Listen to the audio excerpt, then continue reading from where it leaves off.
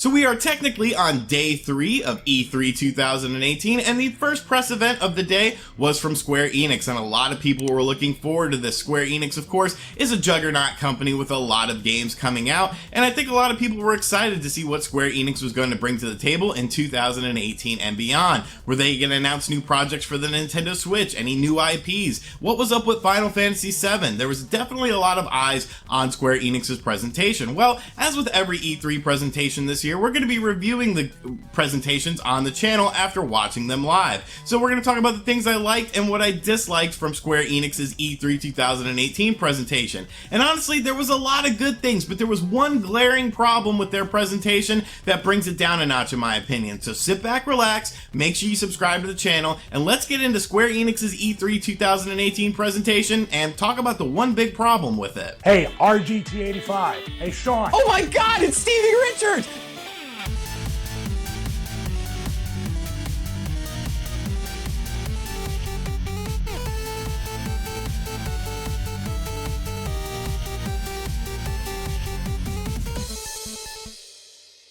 Alright, so like I said, there was actually a lot of things I liked about Square Enix's presentation this year. Shadow of the Tomb Raider looks like an absolutely amazing game. Yes, we've seen a lot from it so far, but this was the first time we saw sort of a stealth gameplay element that's being implemented in this game, and I think it looks absolutely amazing. It really looks like a living, breathing world. There's a lot of flora and fauna that's moving around. Everything just looks pretty interesting, and I really like the aesthetic of the game. It looks very realistic. It looks like just a fantastic game. I'm really looking forward to diving into this game. I really like the stealth elements that they've implemented as well. It almost has like a bit of an Assassin's Creed, maybe a little bit Metal Gear Solid feel to it, but I think that's a good thing. Obviously, you don't have to play that game. You could go in just guns blazing if you really want to, but I'm definitely going to explore the stealth element in this game because I think it just looks fantastic. I'm really impressed with it, and it's obviously going to be one of my biggest games of 2018. I cannot wait to get my hands on it. Square also showed off a new IP called Babylon's Fall. Now, we don't know much about this game. They sort of showed a bit of a teaser, and they showed sort of a bit of teaser gameplay, but what's really interesting about this game is that it is a cross between Square Enix and Platinum Games, and we all know Platinum Games from games like Bayonetta, so I'm very interested to see what this game is going to entail. It looks like this will be a PS4 exclusive, so I'm really on the edge of my seat. I want to see more of this game. Platinum Games makes fantastic games. I'm a huge fan of them, so I'm really looking forward to seeing more from this, but it was definitely cool to have a teaser announcement of a new Square Enix game that's being developed by Platinum Games because that could be something really special. They also showed off things that I normally don't care about, but that sort of interested me. Final Fantasy XIV Online is a pretty popular online game. During the live stream of the event, I was talking with my chat to see if anyone liked it, and there were some people in the chat who did play it and did say it was pretty cool, but they're actually doing a crossover with Monster Hunter World that just looks really interesting. I'll probably never play it, but from a consumer standpoint, it's very interesting to see Square Enix and Capcom working on something essentially together. I don't think we've seen anything like this in quite a while, so a pretty ambitious crossover to see the Monster Hunter World implemented into Final Fantasy XIV Online. We also saw Just Cause 4, and I'm a big fan of the Just Cause series. I really enjoy those games, and I'm really looking forward to checking out the new Just Cause. I love the sandbox element of those games. It's very open. You can do so much. You can go see different things.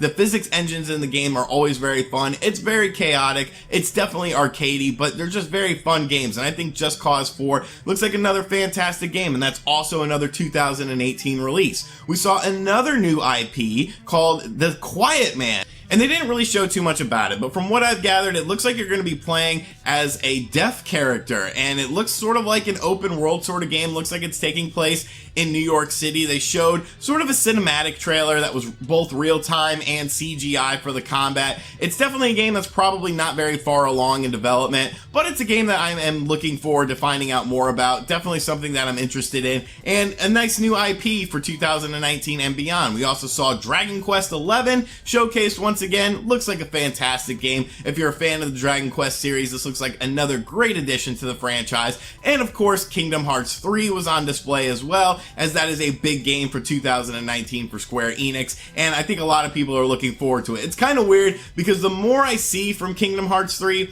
the more I kind of want to play it. I haven't played a Kingdom Hearts game since the one on the DS. I played the original 2 on the PlayStation 2, but I just never got around to playing any more of the Kingdom Hearts games. I know there's been other games on the 3DS, and there's been remasters and re-editions and stuff like that, but just for whatever reason, I never got really deep into the series. I know it's kind of juvenile, I guess, with characters like Mickey and Donald Duck. Like, how can you really take the story super seriously? But it does look like a really cool game, and the more I see about it, the more I kind of like it. So I've been pretty positive about the Square Enix's E3 so far, and that was pretty much the motif I had going into this. Honestly, there was so much cool stuff and so much stuff that I liked that I was like, damn, this might be better than Bethesda's presentation. But like I said, we have to talk about some negative aspects, and there was one big negative aspect that really brought this presentation down, in my opinion. But before we get into that, let's talk about these smaller negative aspects. Now, of course, everyone is wondering, where the hell is Final Fantasy VII Remake? Final Fantasy VII Remake was an absolute no-show for the Square Enix event. Now, they could show this during the Sony presser later on this evening, and I kind of expect them to.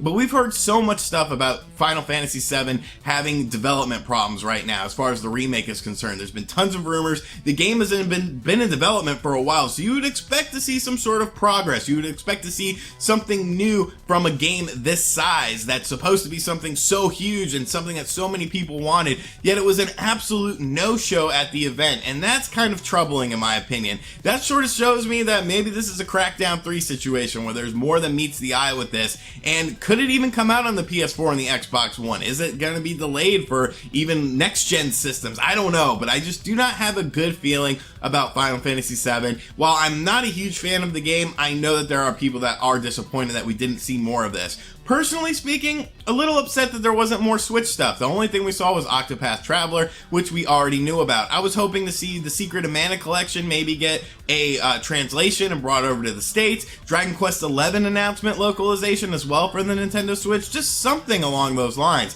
Now, obviously some of these things could happen during Nintendo's event, and Square Enix did just open up a new studio dedicated to just Switch stuff, but I would have liked to have seen a little bit more, maybe a surprise for Nintendo Switch owners as far as a new game or a port of a game coming over. I don't know, it just felt like a bit of a missed opportunity. But the biggest problem in this was the fact that at the very start of the presentation, the gentleman that was presenting it said, make sure you stick around to the end. And that kind of got a lot of people hyped, like, oh crap, what's happening at the end? Like, when you emphasize that, you're emphasizing that something big is going to happen in the end, maybe a big surprise. This was not a live event, it was a recorded event, similar to like a Nintendo Direct, and I actually like that. I like the pacing of it because everything was just very quick, boom, boom, boom, move on to the next thing, move on to the next thing. But what did they end on? Kingdom Hearts 3.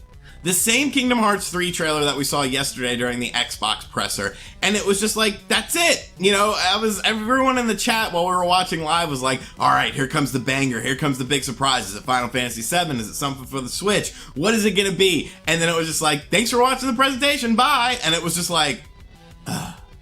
It really let all the air out of the room, in my opinion. It really just put a bit of a damper on the entire presentation. When you tell someone to stick around to the end, they're kind of expecting to see something special at the end, not something that we've already seen. As a whole, though, I did enjoy Square Enix's presentation. There were definitely some areas that I felt could have been improved. I would have liked to have seen more Switch stuff personally. I know a lot of you guys probably would have wanted to have seen Final Fantasy VII, but you did get a lot of footage of stuff coming out in 2018, such as Shadow of the Tomb Raider and, of course, Just Cause 4. You got two brand new IPs, one with Platinum Games, Babylon's Fall, and, of course, The Quiet Man, which we don't know a whole hell of a lot about, but it looks like an interesting game. So overall, as far as grading the presentation, I'm going to give it a solid B. I was pretty impressed with what I saw. They definitely made me want their games that are releasing in 2018, and that's a very important thing. Two brand new IPs, you can't be too upset about that, especially when one of them is with Platinum Games. They even piqued my interest with the Final Fantasy XIV Online Monster Hunter crossover. It's just very interesting and very unique. However, though, they ended on a whimper, and that's really important when it comes to E3 presentations. You want to end strong. You want to start strong, have a solid middle, and end strong. You want people to be engaged throughout the whole conference, and the fact that they ended on a Kingdom Hearts 3 trailer that we have already seen on the Xbox presser was definitely a bit of a dampening point for me. I would have liked to have seen some more surprises. I know a lot of people are upset no Final Fantasy VII, so an interesting conference. They did well overall, but there's definitely some areas for improvement, and definitely that ending was just a bit of a stinker. But that's just my opinion on the E3, or on Square Enix's E3 presser. Let me know your thoughts in the comment section down below. If you enjoyed it, if you didn't enjoy it, what you liked, what you didn't like, and thank you for watching this video. As always, if you're new to the channel, make sure you subscribe and turn on notifications. We are streaming every E3 event live on the channel, and then I'm doing recap videos on these as well if you can't make it out for those. So make sure you stick it in tune with us for E3 2018. Stick it in tune with us. That's the new saying. And thank you guys for checking out this video. If you really enjoyed it, check out all the links in the description box down below. Patreon, t-shirts, social media, all sorts of ways to keep up to date with the world of RGT 85. I gotta get ready for the next press event, so I will catch you guys on the next video. Later. RGT!